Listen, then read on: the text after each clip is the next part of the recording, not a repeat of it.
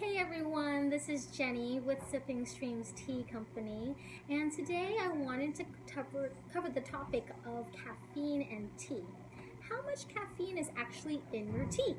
Well, a lot of people think there's not much caffeine in tea because they don't get the same reactions that they do with coffee. However, caffeine is always caffeine. How the molecular structure of caffeine is always caffeine, and how caffeine reacts is always the same way because it's the same thing. So just because caffeine is in tea doesn't mean it's a different kind of caffeine. Just because caffeine is in coffee doesn't mean it's a different type of caffeine.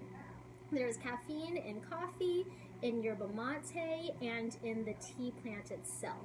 And what's very unique about the reaction that people get with tea is that because of the different components in the tea plant, there is actually a different effect. It's not the caffeine that is less in tea necessarily, but it is the different components that are in the tea plant that causes the body to react differently. So even though you have caffeine in both tea and coffee, you'll actually have a different reaction because of the different components and nutrients and minerals that are in tea. And so when I say tea, I mean very strictly the Camellia sinensis plant. The Camellia sinensis plant is the actual tea plant itself. There's hundreds of varietals of Camellia sinensis, just like there are hundreds of varietals of roses. So when I say tea, I don't mean peppermint, I don't mean chamomile, I don't mean rose hips. Those are herbal plants, herbal infusions that you can drink just like a tea. But those things actually don't have any caffeine in them at all. Caffeine is a natural occurring part of the tea plant, of coffee, and of yerba mate. And yerba mate, in case you don't know, is a plant from South America that also has a lot of caffeine in it.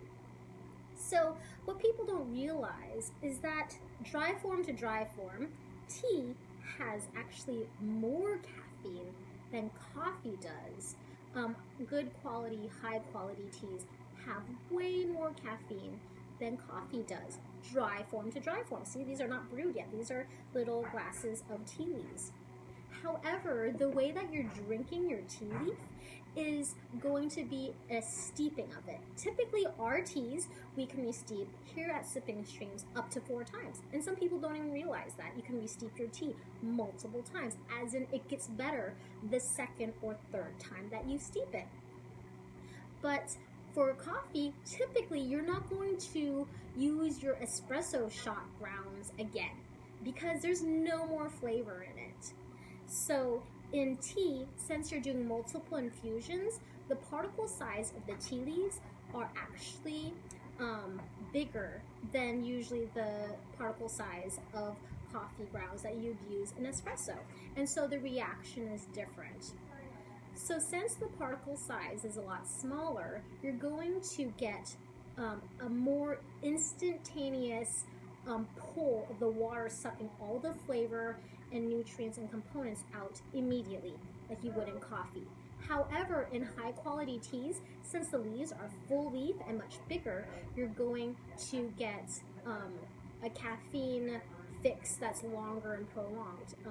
So for example, there are different components in the tea plant that make the caffeine last in the bloodstream a lot longer, so you're not going to get the same reactions of the spikes and drops like you would in coffee. So I have 2 different grades of tea leaves here today. They're both 4 ounces, and you can see one is way bigger in volume than the other one, but I actually weighed these out to 4 grams. Sorry, 4 grams they're weighed to exactly. So you might notice that this one is more dense because the particle size is a lot smaller. This one is a lot more voluminous, more fluffy, because it is larger leaves. So they take up more space. So this is typically what you would find in like a regular Lipton tea bag. Actually, you will probably find a lower quality than this grade. And this one is an okay grade. It's not the best premium tea, but through the color, you'll see with the same timing how much darker the smaller particle size will be. So this is a tea you typically won't re-steep as much, but you'll get more of the caffeine pulled out faster than you would of this. So some people say there's too much caffeine in tea because they get the reaction of all of the infusion much more immediate than you would in a whole leaf tea. So we're gonna let these 2 shots of tea just sit out, and you can see that they're actually already starting to expand greatly and absorb the water.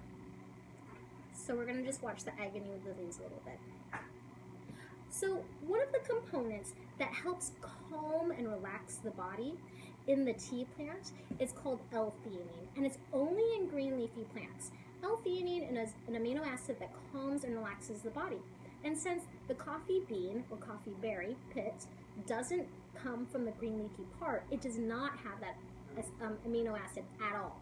So you don't get the calming effects like you would in tea. So that's why some people don't realize, even though they can't fall asleep, they feel very relaxed with tea. So there's still caffeine in tea, but because of the counterbalance of the L-theanine, it's kind of like the yin and the yang, it self-regulates and balances itself within the human body. So the caffeine keeps going. It's great for studying, it is great for being focused, and also at the same time, L-theanine helps with anxiety and helps with relaxation. So out of all green leafy plants on earth, the tea plant itself, the Camellia sinensis plant, has one of the highest concentrations of L-theanine. And so that's why people feel so relaxed when they drink tea. So now you're going to see here that this one's way more fluffy than this one. This one just doesn't have much more space to expand, but it looks way darker, the smaller particle size. So in flavor, you're going to get way more caffeine in the first steeping of this one than in this one, just because the water is going to pull through the leaves and through the particle right away. So typically, if I am stuck at a hotel and there's like Lipton grade tea, I'm just going to dunk my tea bag in for like 30 seconds because it's going to be way too strong, way too astringent, maybe bitter, too many tannins. Sometimes I get an upset stomach when I'm drinking tea bag tea on the airplane. But with whole leaf teas, it's much more smooth. The infusion rate is much more controlled. I hope that answered your question about how much caffeine is in tea. So yes, caffeine is in tea. There is way more caffeine than coffee, but because depending on the particle size of the tea, that first infusion will depend on how small it is.